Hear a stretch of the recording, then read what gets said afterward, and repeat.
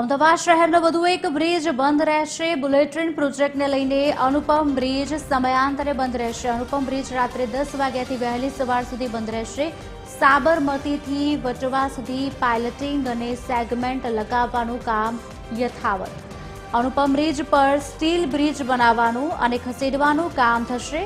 9, 10, 11 તેમજ 20, 26, 28 અને 29 માર્ચે રાત્રે બ્રિજ બંધ રહેશે.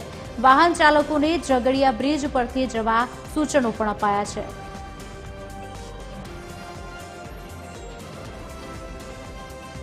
Mumbai Ahmedabad high speed rail project અંતર્ગત તૈયાર થઈ રહેલા બ્રિજને લઈને અમદાવાદના અનુપમ બ્રિજને સમયાંતરે બંધ કરવામાં આવશે. મહત્વનું છે કે national high speed rail corporation દ્વારા અત્યારે જે કામગીરી ચાલી રહી છે, જેમાં મુંબઈથી અમદાવાદ સુધી બુલેટ ટ્રેનનો જે રૂટ છે તે તૈયાર કરવામાં આવી રહ્યું છે. તેવામાં સાબરમતીથી વટવા સુધીનું બ્રિજનું જે કામ છે તેમાં પાયલોટિંગનું કામ અને સેગમેન્ટ લગાવવાનું કામ હાલ ચાલી રહ્યું છે.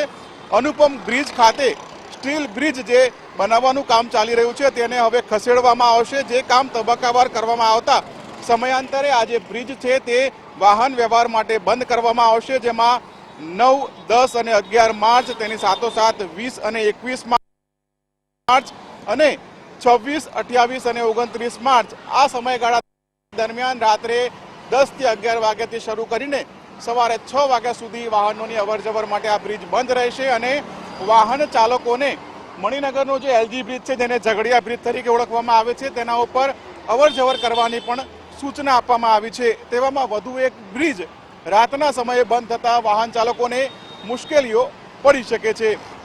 કેમેરા પર્સન હેમંત ગાયકવાડ સાથે ભાવેશ રાજપૂત, TV13 અમદાવાદ.